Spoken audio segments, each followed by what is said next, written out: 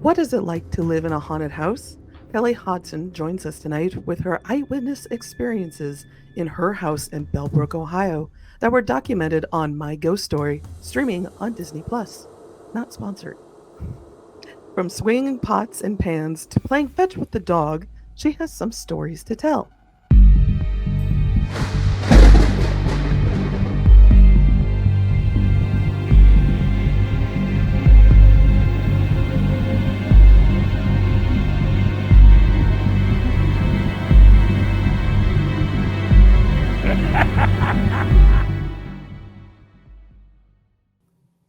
Hello, everyone, and welcome to another wonderful episode of the Hometown Haunts podcast. I am your host, Kat Cloco, and along with me on this endeavor into the endless mysteries from around the world are my friends Christina Wald and Jen Kohler. Hey. Hello. And forgive me, everyone, I am recovering from bronchitis, so if I sometimes sound like a teenage boy with a crackling voice, that is why. Um, and going on to some news, we're just jumping into it because we got two exciting guests on the show. You can see us at Frogman Fest 2024 on March 2nd in Loveland, Ohio, at the Oasis Convention Center. Corpse Flower Press is debuting an all-new comic book, Frogman Funnies. It will be great. We have a lot of fun stuff. I think all three of us will be there, and Tim will be doing signings of Frogman Funnies. I will also be at Alaska Robotics MiniCon in Juneau, Alaska. It will be at the Alaska State Museum on April 27th, 2024. And Christina, would you like to tell all of our fine listeners about your Transylvania trip? Yes, we are doing 2 itineraries in June. So if you want to sketch in Transylvania and see all the cool medieval architecture and castles where the fictional Dracula lived, let me note that for all of the vampire lore in Transylvania, Castle Bran actually, they don't even know if he actually was ever there.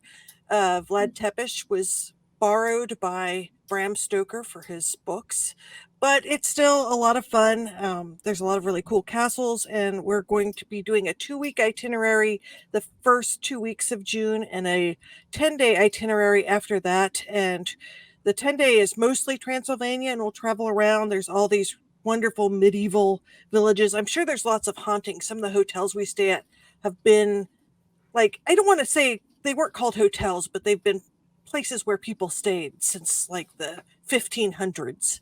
And we still are looking for a few people. We've got a bunch of people signed up, but we are still looking for a few more. So if you're interested in going to Transylvania and sketching, uh, hit me up at sketchingtours.com. Oh, yeah. That always looks so exciting to go. You do so It many is cool really things. fun. It is really fun. And the people are really nice. We've hired some of local artist friends that we made last time we were there to do some workshops. One is a really wonderful watercolor artist, and the other is a really amazing urban sketcher. They're both amazing urban sketchers. They do slightly different techniques. Okay. Yeah. You want to pay me to go and take pictures? You would love it, Jen. You'd take the I best would. pictures. I really want to go. I would give you a digital recorder and tell you to record EVPs. Oh, I'll bet there's a ton of stuff there. Yeah, that would be fun. There's Oh, there's one place called Sigishwara, which is a medieval citadel. It's kind of like Toledo in Spain, except people still live there, and it's dates back, and you could get a book about the history of this place, and it's invasion after invasion, lots of flames, lots of, invasions from different areas, and it's sort of one tragedy after another. So I'm sure that Fun. there are quite a lot wow. of ghosts in this old citadel. Lots of dead people. Yeah, think All right. now? Yeah. When I was looking through the book, because it was fully illustrated, I was thinking, I'm glad I didn't have to illustrate this. A lot of things on fire, Yeah. Oh, a lot of Fire's horses. burninating the countryside, burninating the cottages. Yes, So, all right. but On we that digress. delightful note, we're going to introduce tonight's guests. So tonight we have special guests Kelly Hodson and Shelly Suittor. And Kelly worked as a teacher in elementary education for 25 years. Woo, go Kelly. She is a fourth generation Hodson in Bellbrook, Ohio. In 1995, she bought her family's first home, built in the 1850s. The family moved to Bellbrook in the 1920s. She currently works with her husband and his company and has 4 children. The youngest is in 8th grade, is still at home, and they have experienced paranormal activity in the house. Shelly Suittor is a single mom of 2 sons, a former tour guide at the Ohio State Reformatory, paranormal investigator conducting experiences, and you've been capturing them since the early 1990s. I got a lot of questions. We got, because I'm a paranormal investigator too. We're going to geek out about this kind of stuff.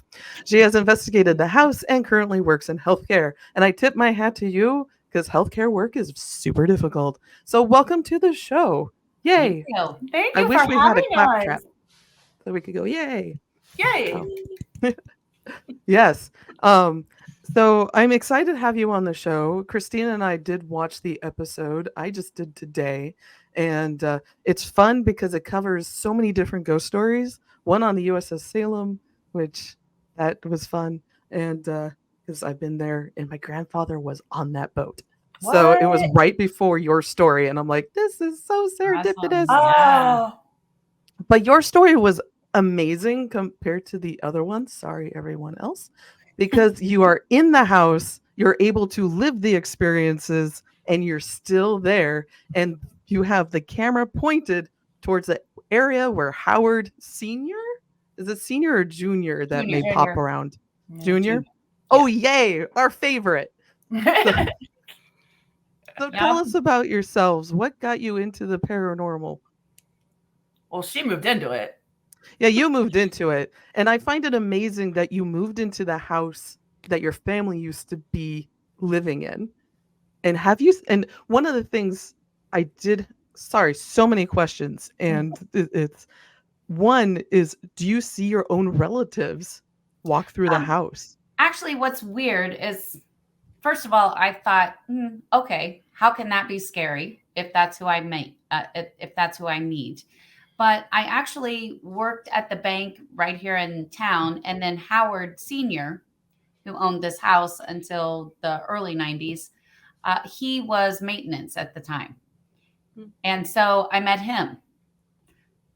He ended up being the one that we met first in the house as a haunt. Well, except for the little girl. I met him first because I thought my house was on fire every night because he smoked a pipe. And he would walk the halls. His son would come visit because our house fell into disrepair. So this is how I learned the stories about his dad and put this together. But he was always a serious man and not a lot of words, usually had a frown.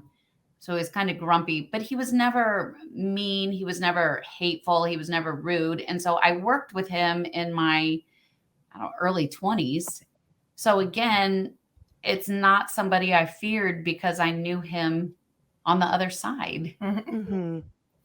Wow. Yeah, that is quite a connection that a lot of people that encounter paranormal experiences do not have with who they are basically communicating with. So that makes it wonderful. And Bellbrook was such a small town. So when my nephew wanted to have a ghost hunt, we were out of town and Shelly hosted it for them. And she took them around the house and they took pictures. And she sent me a picture while I'm on vacation. And she said, I just need to know if you had a picture of a woman's face on your beach bag. And I'm like, no, not that I recall. And she sent me the picture and I was like, oh, I know who that is. That's Howard's sister. That's Naomi.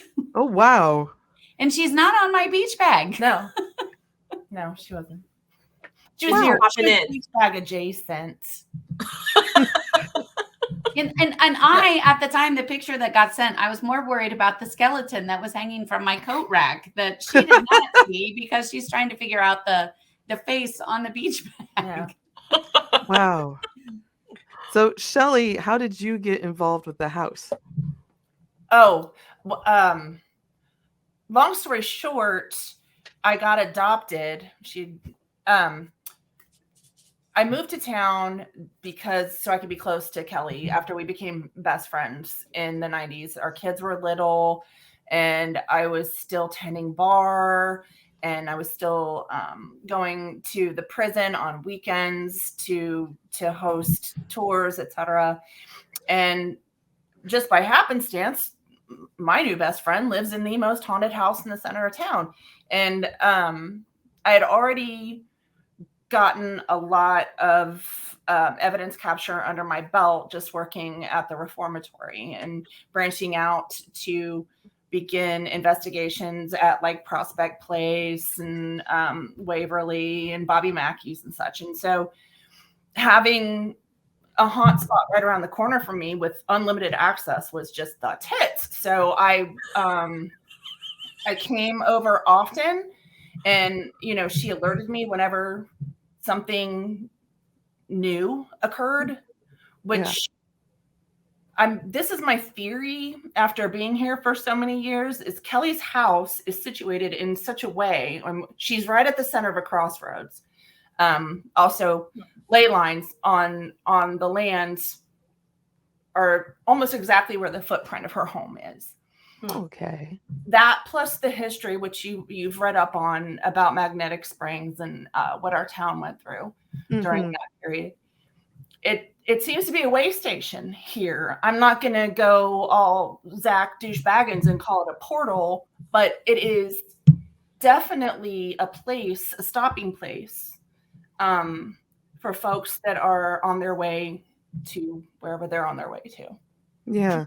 So earlier, before we started the interview, and Christina and Jed, just chime in if you have any questions. I don't want to take over everything. But what is the history of the house? You did mention it was a boarding house at one point. Did it start life in the 1850s as one? Was it a private residence and then converted to one?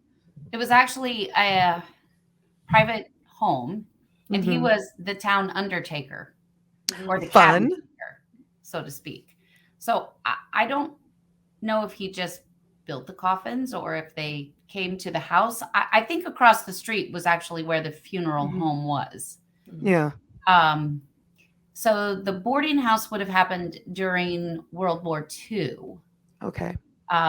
We've got still like the deadbolts on the doors upstairs, which I thought was kind of odd for the bedrooms, but they're the original to the 40s. And so when Howard went to war and the wife is here, she took in boarders because housing was, so difficult. So I don't know if there was just an additional family upstairs or if there were two in and out for the however many years he was gone. Yeah. Yeah, the reason why I ask is that could contribute to the reason why you have so many spirits going in and out and do the way station, basically. It's a very good way of putting it. We still have the contemporaries, like, the guy from Staples and the kid that I saw her friend a couple Chris, months ago. Her friend Chris's sister passed and stopped here. Okay. Before she moved on. Yeah, we keep on alert when somebody dies. That seems to be like a 3-day period that they might end up showing up here before they move on. I know that really well. Yes. How do they make themselves known? Ooh, any number of ways. Oh my God. Here especially, and I specialize in electronic voice capture and analysis, and I use two methods because one, I don't know if you girls are into this, but try this for me the next time you're on site. Because everybody has this, throbbing paranormal hard on, this ghost boner about using electronic devices, which is awesome. But I time travel. I will go straight back to Walmart and ask the dude behind the counter where a cassette is, because I learned that conducting EVP experiments using old school techniques like a magnetic cassette, old school tape recorder versus what we're used to now, the handheld recorder, the digital recorder, they pick up on two different frequencies. Girls. The tapes capture evidence below 20,000 hertz. So so the grumpy growlers, the ones that can't get enough juice to talk loud enough for you to hear them, that's why you want the cassette. The digis, over 200,000 hertz.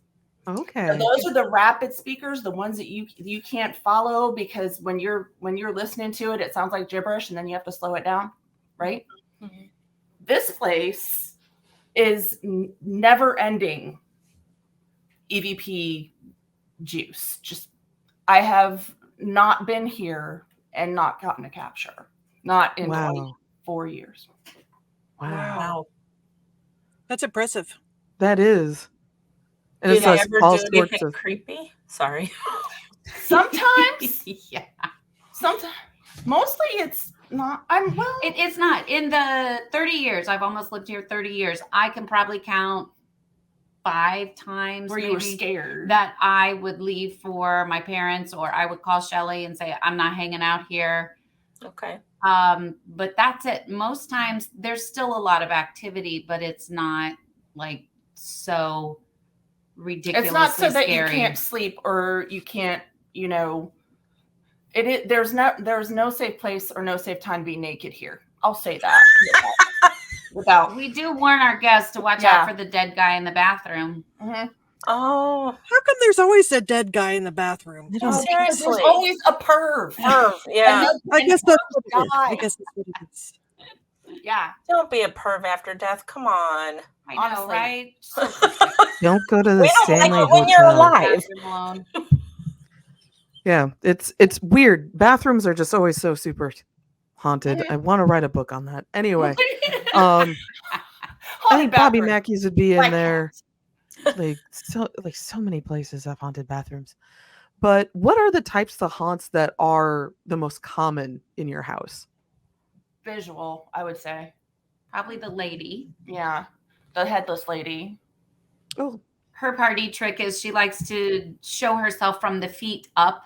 mm-hmm. But I don't know if she's actually headless or we've stopped her before she's ever gotten to the shoulders. She's buffering. Oh, don't make me laugh. Oh, sorry. I'll just So start- she's not bloody then. No. No, not at all. It's just I had said something to Christina earlier about my kids would say things to me when I moved in here, and I would never call them out on a story. I would just say, oh, why don't you sleep with me tonight? Because I didn't know what to say in the first place. And we kind of kept our stories to ourselves for a long time. But then as things would happen, the same stories would come out. So for instance, my daughter thought she would sleep on the couch, which we call the purple room where the lady likes to hang out. She couldn't sleep. She came down to the couch. She's watching television. My son is maybe 10 at the time, and he is like glow in the dark white in the winter. And he came downstairs in his boxers and walked past her, and I heard a scream. My bedroom was downstairs then. And I hear him say, I just have to go to the bathroom. So he goes to the bathroom. I hear him walk back through, and I came out and I was like, you scared your sister, did you? And he's like, I did it on purpose. I just had to go to the bathroom. So I walked out to my daughter and I'm like, are you okay? And she goes, there's just this woman right here. And she points to the exact same place that I had seen her. And she goes, she just keeps trying to show herself. And she's freaking me out. Oh, Wow. So- I And feel then that sorry was- for your daughter, but also for the lady in the purple room. Yeah. Don't want to call her the purple lady, but We think yeah. we got an EVP. Well, one of my girlfriends who's gifted expressed that she calls herself Nancy, and she swears to be damned that she is a Berry Hill, which, as we talked before the show, is another old family from town. Right. Why she would have been here? I know Yeah. we can't figure that out. And going back in the history of, because I did talk to my great aunt.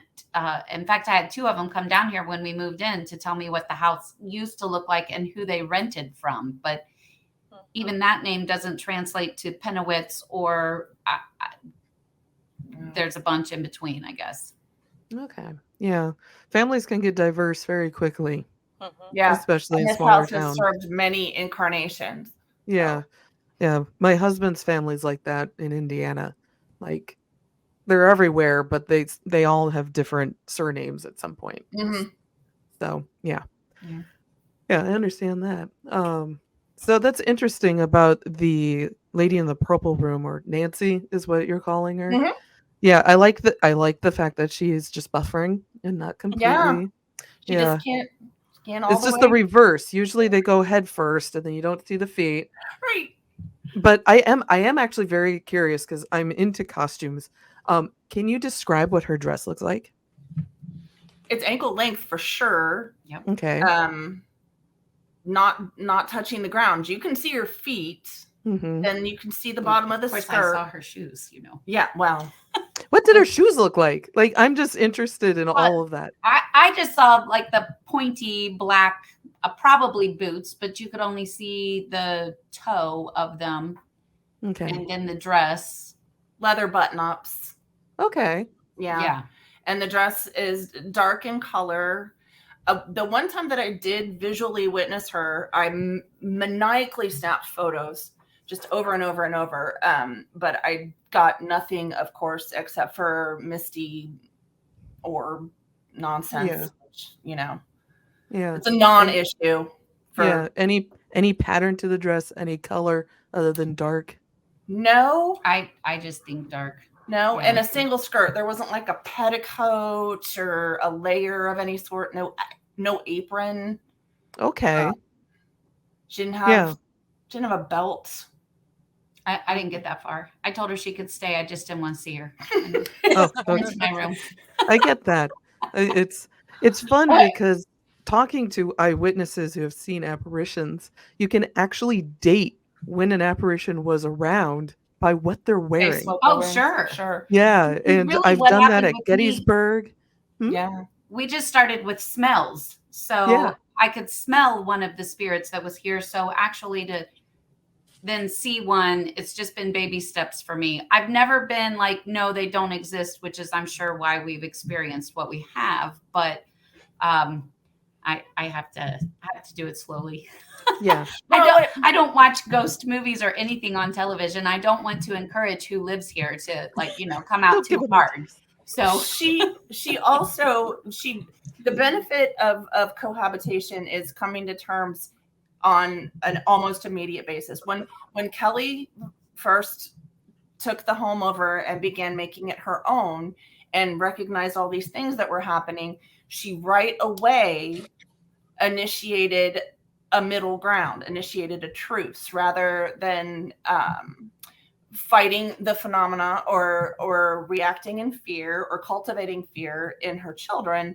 It became a side effect of occupying the space. So it didn't get frightening for anybody or dangerous.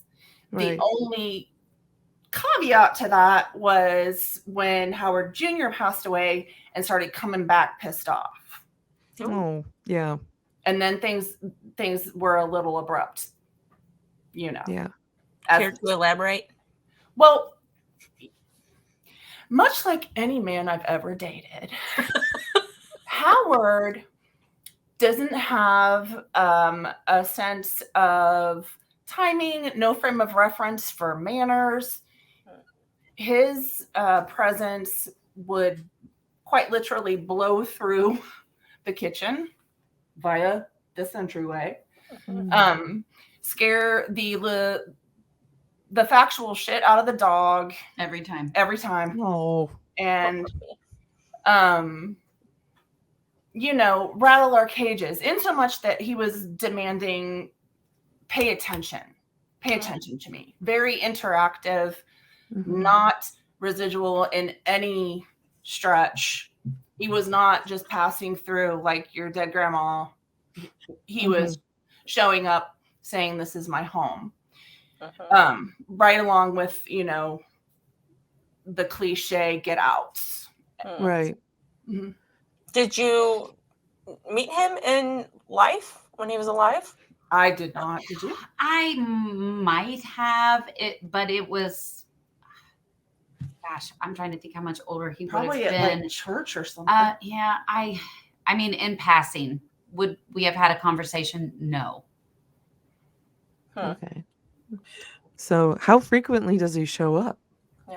There was a Well, there was a time that he showed up to every party and he made himself known. yeah. He didn't miss one. Yeah. And then the schedule There was always a occurred. party trick going on Yep. too somewhere. The curtains blew up, the dog went crazy. Yeah. Get out of my house. I'm trying to sleep. Yeah. No, girl. I'm trying to poop. Get out of my bathroom. When Yeah. we were talking, when we were Not talking all. on the phone, you had mentioned that there was a little girl that took your daughter on a tour. Yes. When we first moved in, gosh, that was probably the first week we lived here. This little girl in a white nightgown showed up to my daughter, my oldest, who would have been going into 4th grade that fall. And so we're all sleeping downstairs because the house is not up to code yet. So we're all sleeping in the front room together. But this little girl came to visit her and told her how she talked so strangely. Like she said odd words like cool and awesome.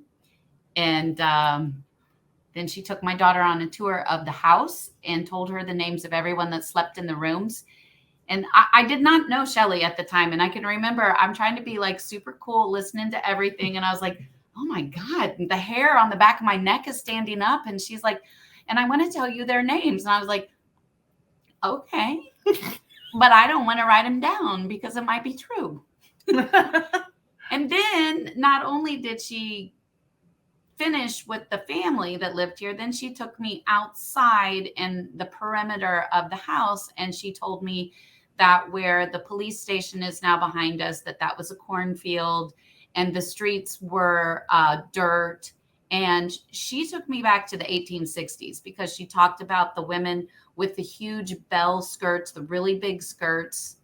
And I'm trying to think what else she had to say. Did she tell you where the dishes were buried? No, that was my sister. Oh, okay. Well, my sister's also met them. We've had some encounters with painting and some kind of fun with that kind of stuff as well. But my sister came to help me paint. And we're painting the baseboard. We're only on the floor of the room, but a drop of paint hit her in the head. Ooh. And she had said she'd had a dream about a lady that was telling her about her dishes, which a few weeks later, I found the same blue and white dishes my sister had described buried in the backyard. Whoa. And when she left the house that night, I think that maybe the ghost took a little tour with her because she went into the house. She's cleaning herself up and telling her husband about what had just happened. And she's like, oh my gosh, I forgot something. She went out in the car to grab it. And she said, as soon as she touched the handle, the locks went down and she was locked out. Wow. Oh, no, you're not supposed to follow me home. No. He's right. You stay where you're at. Don't come at me. Yeah. So I think everyone here has had their own little private encounter, including my, the other 2 daughters. Lila didn't talk about it forever, my youngest, but Tiffany only noticed them when Brittany wasn't listening, the oldest, or I think I told Christina about when they were gone and I heard the noises upstairs. And when my daughter came back, all the dresser drawers were out of her dresser and they were upside down all over on the floor with all the clothes everywhere. Wow. Man, that's some poltergeist stuff. Yeah. And I was thinking I was calling 911 or I was just running out of the house. And She then had me watch her dog one night. Okay. Because we live in this tiny little, I explained Crossroads. I'm on Caddy Corner to where she lives. My house was built in 1952, blissfully unhaunted, even though I've brought home so much stigmatized shit. You guys would be like, have you learned nothing? Nothing. But she had me watch the puppy. And I came over. It wasn't even dark yet. poured myself a drink, and the puppy's outside, and all of Kelly's furniture upstairs begins to move. You Oh can my hear her gosh. bed scooching across the floor. You can hear things falling over, crashing. I froze. I did not have any equipment with me because I was just gonna let Louie outside. That's all I was Right. here for. But the shit hit the fan, and it was brutally loud, and it went on for a good 40 seconds or more. I mean, it wasn't like a full 5 minutes. I wasn't sitting down here peeing my pants. It was that brief to where I got to the top of the steps to find that nothing had been moved. There was absolutely no disturbance whatsoever. Although to hear it from where I stood, the top of the house was caving in. Yeah. Is that someone that just didn't want you there? About that. The idea that activity is occurring around you because you're not welcome. I understand that it's prevalent. I get that. Because that's the feeling that one absorbs when you enter into a room and then, shit starts happening. Unless you're Zach and somebody throws a brick and then you scream like a girl and bitch skip out of the... Anyway, I think it's a misconception to assume that what's occurring is because you're not welcome. I think what's occurring is likely multifactored. It's, first of all, your ability to tune into it, which, as you know, as you girls know, because you're all sensitives, is subjective. If you are a person that is a non-believer, a naysayer, then you're likely not going to experience anything. But much like I tell everybody, if you're in a foreign country and you found one person that speaks your language, Gotcha. who's the person you're going to reach out to, No.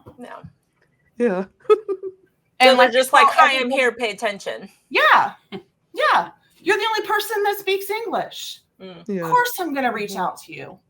I don't think that means you're not welcome. I think it means knock, knock, please listen. Yeah. And that's just the way that particular one knows how. Correct. Yeah. And conversely, when folks want to get on my nuts about how all of us think we're psychic, and I don't think that. I think that I spent a lot of time in France and I learned a little French. I spent 3 years in a haunted prison and figured out some stuff. I learned a new language. You got to when you're at Ohio State Reformatory. I would Yeah. say we're mostly more empathic than anything. And that just comes with the ovaries. It's not like it's special. Right. It's more that we have a special set of skills, due to the fact that we're inherently maternal, and we have cats. Yeah. It's wow, you put it So really when can well. I come over for a sleepover? Yeah, I think Jen's in love with you now. Yeah. For Halloween. We have a great party. It's true. Yeah. It's you put it so well though, explaining it as a foreign language, because at different events people are like, well, how do you see these things? And I'm like, I just had to learn how to speak the language or I was hosed. Like it's some people who, like, I grew up in a very haunted house, and if I didn't figure out how to understand when things were about to hit the fan, I would have gotten a lot of actual things, like your daughter's drawers. That sounds weird. Dresser drawers. There we go. Flown through the air, could have hit me, could have hit her if she was home at the time. Like, you need to learn how to kind of decode. And you'd be on a Thorazine drip at this point. Yeah. Yeah. But here's the thing about that. This is the part where this is why we stayed. They were most upset when the kids were gone every other weekend at their dad's than when they were at the house. So the weekend that the dresser drawers are coming out and her room is a disaster is the weekend she's not home and they don't understand where Mhm. she They missed is. her. Yeah. Yeah. Huh. The environment's disrupted. And Yeah. Shelly has got so many voices on the stairs in distress because my youngest at the time was not home. And Mhm. she would say, the child is not here. Huh. Yeah, Nancy, Oh. Nancy thinks that she's in charge of watching the children. So she did flip out Uh-huh. when the kids weren't present for her to care for. Mm-hmm. So she didn't understand No, where they went. no. And this caused her alarm, which, Yeah. you know, felt that. Yeah. But How that's good insight into why a house could be haunted that you get because you came in with such an open approach. Like, we're not chasing you out, we're here with you. And then because you get to live there and experience life with them, you can decode what they're trying to say. Well, Which is the problem with some of these teams that come in for one night only, and then they're gone and they're trying to explain everything. well, and when I went through my divorce, Howard Sr. took over and he walked the house.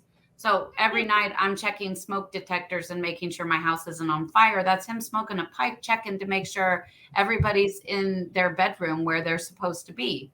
So Mhm. Cameron, the youngest at the time, would say, there's a grumpy man playing with my toys. And he didn't love that he was in his room, but he was more distressed that somebody was in there playing with his toys and he didn't look happy about it. He wasn't like, he scared me. He's just like, I don't like him in there. So he'd come sleep in my bed. Mm-hmm. Did you tell him about the T-Rex? Oh no, I forgot about that. My son got a hand-me-down T-Rex. It was like Godzilla this size. toys. Yeah, Godzilla. Yeah. And it was done. I mean, the battery life we never changed. And like I said, it was probably 5 or 6 years old from a cousin by the time Cameron ended up with it. But that would speak to him through high school. If he wasn't getting out of bed, It would speak roar. to him? Yes. Wow. Oh, I love that. Absolutely not. Mm-mm. Stuff, like I said, there would be weekends that things were like totally crazy. And I wasn't sure where we were sleeping or what we were going to do. But for the most part, even Howard, I felt very calm and very comforted as a new single mom. This calm that would come over you when he was out and walking the house. And I think I even told Christina one night, I needed to go have the cry. I'm waiting on the courts to say this or that. I got the kids. There's a lot going on. And I was like, I'll be back. I'll be back in a few minutes. And I went to just let it all out. And there was a hand that was on my back comforting me when I was like at my worst. And that woke me up, and I was like, I'm okay. And then I turned around and there's nobody there. Mm-hmm. So that's so sweet and Yeah, supportive. Kind of got me teary. A lot of this was, I felt safe here. Mm-hmm. Have they ever alerted you to something untoward in the house, Danger. or someone was trying to get in and they're like, wake up, or? Oh, it's pretty sleepy here. And my house is right by the police station.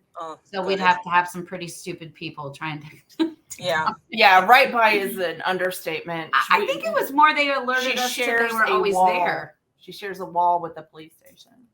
Oh, Okay. wow. I would argue that we have had a couple of alerts as to, like she said, we are a sleepy town. We are a bedroom community.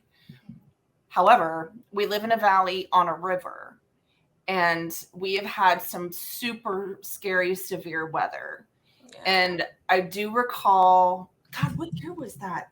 The tornado hit. Which one? The one that clobbered Holly's sighting. Oh, it was Ike. It was Hurricane Ike.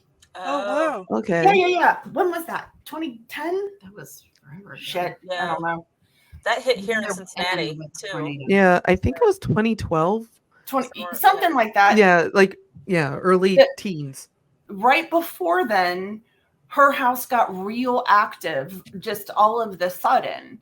The people that we were used to, of course, were speaking up, but then there were a lot of extra phenomena before the winds came. I remember being here over a weekend, me and my girlfriend, another co-investigator. I hate that word, PS. I'm going to go with ghost hunter because I don't investigate shit. I capture what I can, and, you know, hope that it aligns with what's been going on before then. The term investigator lends, I don't know, it feels phony. It feels fake. It can be slightly academic for what we're doing. Yeah. Talking to things in the dark. For real. And most of the time it's a bum stakeout. It's 8 hours of talking to yourself. Yes. And wishing you hadn't quit smoking in 2014. Yeah. Watching the house centipedes crawl up the walls. Yeah. Nope.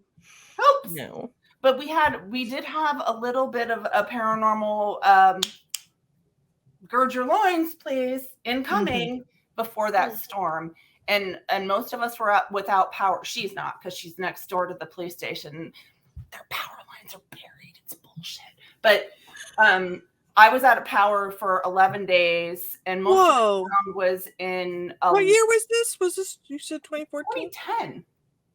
Because I remember when everybody's power was out. Yeah.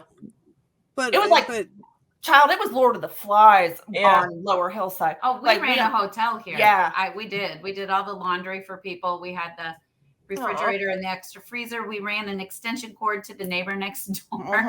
I'm like, we were the one house in Bellbrook that didn't lose power with the police station. But her dead people were like, excuse, please, we have a problem. And too many people. It was a day before. Yeah. Wow. Gotcha. Wow, that's cool. Yeah. Oof. Yeah. I didn't lose power, thankfully, but I know people. I don't think we did either for that. A lot of people did for like a couple weeks. I was Amish. Yeah. I had to make coffee on the grill. And coffee you can chew is not okay. My brother-in-law worked here every day. They were like, don't come into work. I think he was here for 2 or 3 weeks. Yeah. Wow. Wow.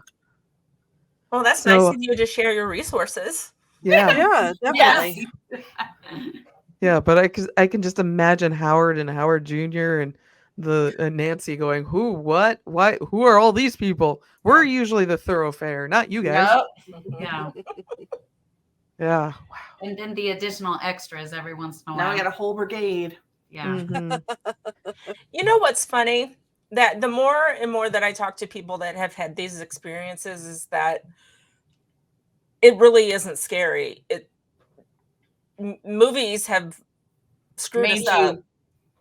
And it's not like that at all. And I think if it were more dramatic, people would be maybe more inclined to believe it, or because if there were like crash symbols.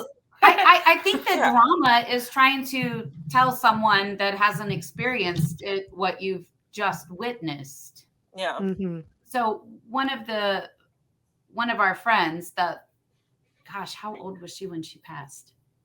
20 Chris's something? sister. Yeah. She was 26. She was still living at home, and we went to the family's house, and I actually saw her there, and I kicked my husband because I wanted him to look, but he thought I wanted to go home. So he didn't pay any attention to me. So I told him about it later. I think the very next day I walked in and she's sitting on my couch in the family room. Wow. And then I worked with her mother. So I always wanted to tell her I thought she looked beautiful and she looked very at peace. How do you say that? Those are the shocking parts. So for her, one day we're at school, I'm teaching, she's the librarian. I commented on a ring she was wearing. I told her it was pretty, and she said it was her daughter Mandy's. And then it just all came out like vomit. Well, I've seen her. And she blah, blah, blah, and I just kept going, and then I ran away. Well, I Well, it's an emotional donor. What I told her, right in the middle of a work day, Yes. more children coming into her class, and then I took off. And I'm like, oh, that's not how I wanted that to happen in all the times rehearsing. But that's the shocking part right there. Yeah. Well, how did she take it? Well, I talked to her other daughter, because then I was like, I didn't want to see her for a while. And she actually told me she was really comforted by that, and that made her feel much better. Yeah. Yeah. Yeah, there's not a lot of drama that surrounds an occurrence at any point. The whole ghost adventures, ghost hunter show, drama. What's the word I'm looking for, Kat? There's a They sensationalize a lot. Yeah, that's the word. There's a script. There's a I don't know. There's a cadence that they use that it doesn't really jibe with the way things actually go down, and it's certainly true. I've noticed that watching those shows. Yeah, a lot of times the music, I find it difficult, like, because most of the day I'm at home painting and drawing, and I find those shows difficult to listen to because of the soundtrack. Yeah, because it's got so many of those weird sort of reverb noises and stuff, and it makes stupid booms. Yes. Like I said, hard to listen to. All of these, maybe every 10 years, there's something that I'm like, that'll get me. And then after a while, it's like, well, but we have no soundtrack. What are they going to do? Yeah, it's sort of, it's to amp it up and make it seem more scary. And like you said, to add drama to something that's probably not really that dramatic. No. Yeah. So what about at the reformatory? Because I'm sure like bad stuff happened there. Is there any residual effects to like bad experiences, or like someone was murdered there, or here at the house? No, the Ohio, the reformatory. Oh, well, we have changed locations. Sorry. Well, I was just curious because obviously people come into your house, they're like, "Oh, I stayed here once," or "I'm just passing through," so that's not really a traumatic event to them. But if someone died traumatically, like, do they come back all mean and want to scare you? Or okay, follow me on this. Hold on. Okay, the difference is, excuse me, having a milagro. The difference is, Kelly's house is built on ley lines, right? And we do have underground water throughout our entire city. We're along the river, so we've got a naturally occurring EMF field on a consistent level. If you're talking about the reformatory, you go back to when Schofield put the plans together, and he decided, well, we're gonna mine local limestone, and we're gonna have the prisoners dig that shit up, right? So he has, I don't know, it was 1890 something. 500 or so inmates dig up the limestone. So we've got traumatized individuals digging up rock that is horrifically embedded with quartz crystal and building their own prison over top a water table. So what Schofield did was build a huge battery. Kelly's house is an accidental battery. I am of a firm opinion that Schofield did that shit on purpose. I have a really sneaking suspicion that he might have been a Mason and just kept it on the DL. So when the prison got created, and there's 4 arms and two central locations for admin, what he created was a massive battery that recorded every single shitty thing that happened from the time that somebody dug a rock out of the ground, because that was their trauma and it was embedded into that building. Kelly's house doesn't have trauma. It has a similar recording capability because of where it's located, but it's more of a familiar and familial recording. So it's based out of love and out of folks that were sheltered rather than imprisoned. Mm-hmm. If that makes sense. Yeah. It's a good distinction. Yeah. Yeah. So like just making it into more layman's terms, Ohio Reformatory is based on trauma, Mhm. while your house, Kelly, is on memories. Yes, memories. Some are good, some are bad, mostly Mhm. good and very Mostly comforting. good. Some people are just passing through and they'll be gone in Yeah. a day or two. Mhm. There's Yeah. that part that I have yet to figure that out. I know Kelly's closet, she has a really distinctly shaped footprint of her house, especially on the second level, to where her closet was actually an exit. So there were steps going down from her second level to behind us here. Okay. And it would have been an exit and an entrance and possibly a place where somebody stayed, a room. It's big enough for a room. Like, Oh wow. Yeah. Okay. Also not big enough for all of her shoes, but I digress. There's not a closet in existence that's big enough for any of that. No. right. And her shoes. So You gotta have shoes. there was a cholera epidemic here shortly after Kelly's house was built, and fairly certain that a sick person was indeed housed in that area, just because it would have been open air. Yeah.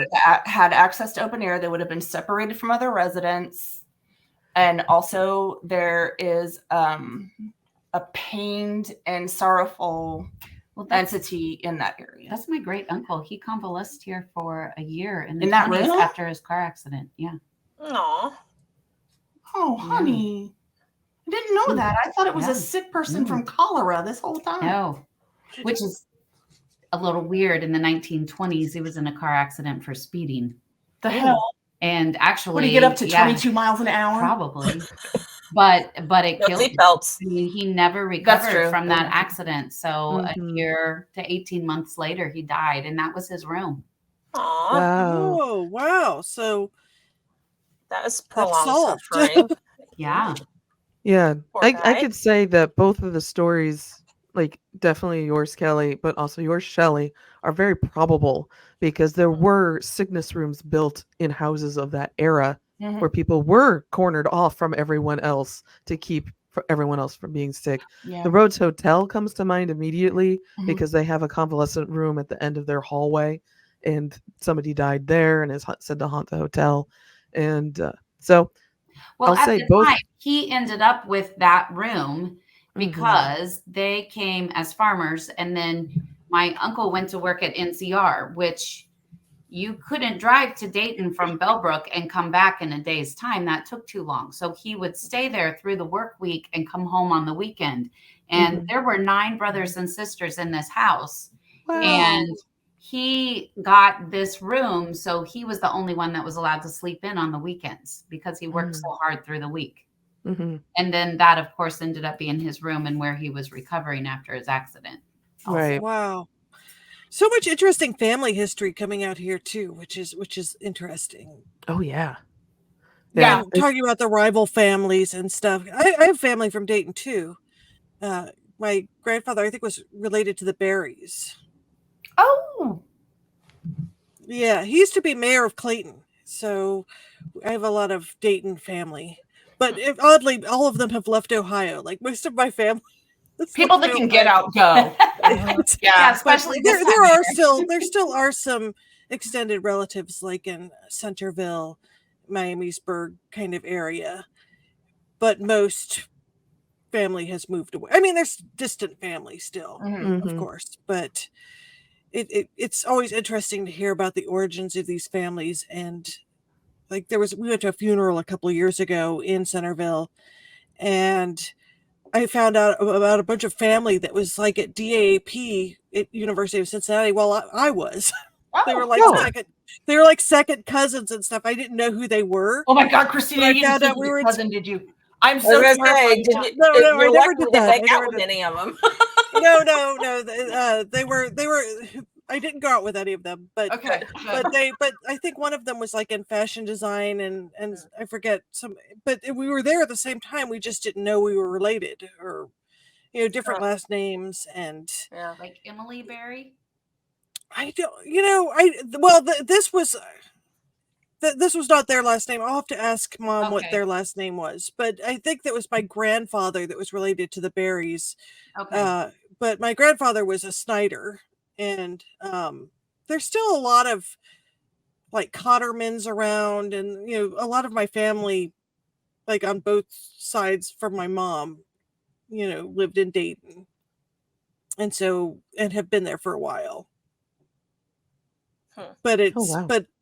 but yeah, it's kind of interesting when you hear these stories and then find out that you're related to people that are around the area. And my family didn't really ever leave. Like Mhm. I want to write a book for my grandchildren on all the homes that you drive through in town. I think one of my family members lived there. Oh wow. She has 4 grandchildren. She's older than me. Oh my God, you are so like me and my best friend. Because she doesn't age. She does not get old. It is bullshit. The power of the house. That's what it is. It's got like a vortex. Does it? You sure she's not killing virgins? Why not? I don't know. What's the basement look like? Oh, it's scary. Oh, It's yeah, haunted about the also. basement. Yeah, the It's basement. a cellar. It's a cellar. And definitely stigmatized. I cannot tell by what. I don't get the sense that it was ever a human thing. Never gotten an EVP there. No communication, no comms period has ever occurred. No pictures, nothing. But a lot of bumps, booms coming from the floor up from that area. I think it might have been a hiding place at some point for whatever reason, perhaps ducking bad weather, I don't know, but it's definitely a weird vibe down there. We, over the years, never gotten any verifiable evidence, but. Do you have to run up the stairs? Like it's dark at your back, you have to run real fast up? No. At the cellar? I do every night. If I have to get up to go to the bathroom, there's somebody on, hey. No. All the way up the steps. Huh. So just some questions. The worst part is her closet and the attic, which has yet been unexplored because it's not traversable. We can't get up there. Oh. Yeah. Okay. But someone's up there?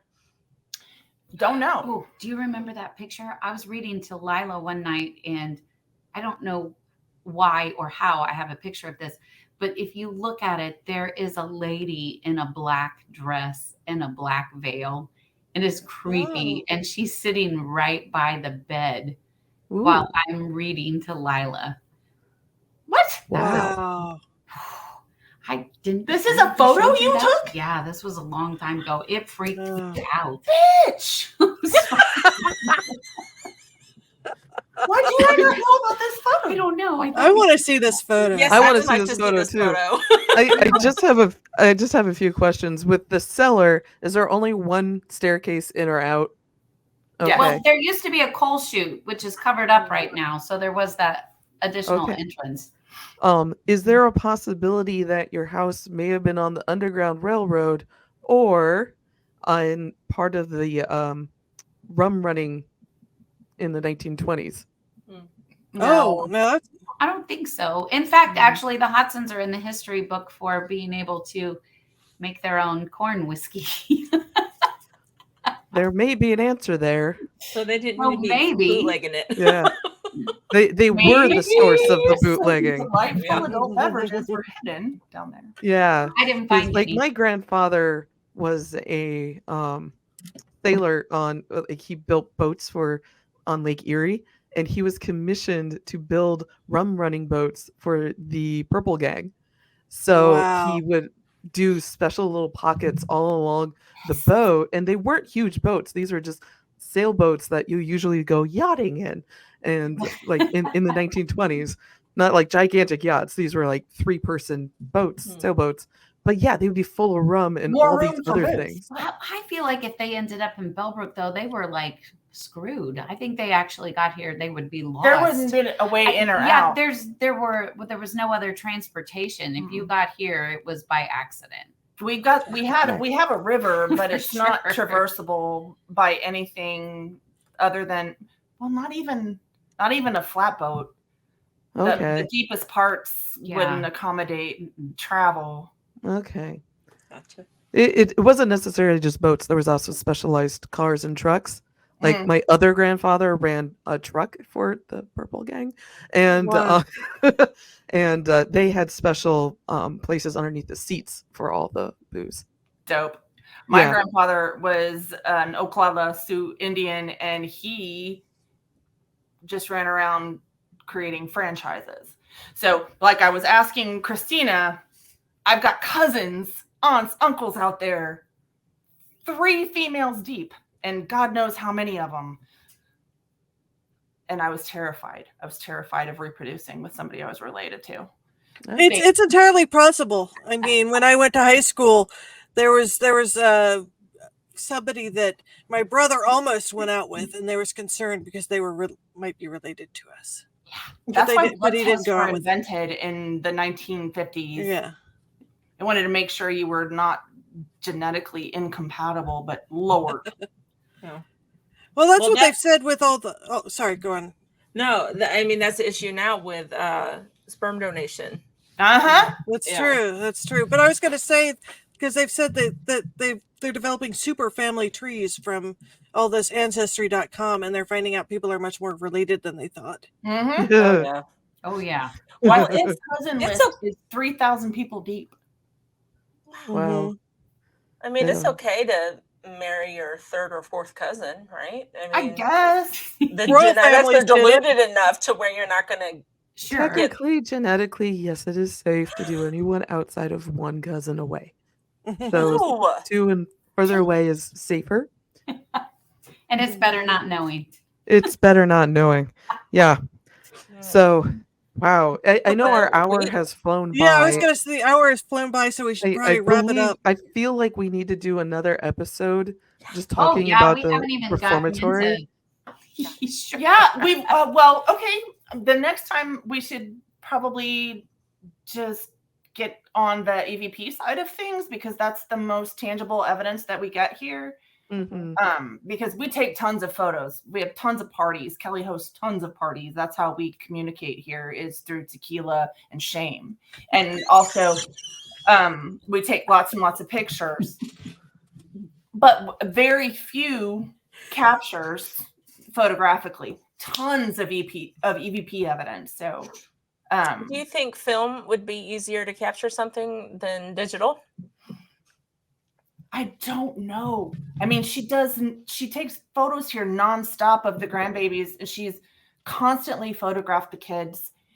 And we have maybe 6 good pictures. Wow. Okay.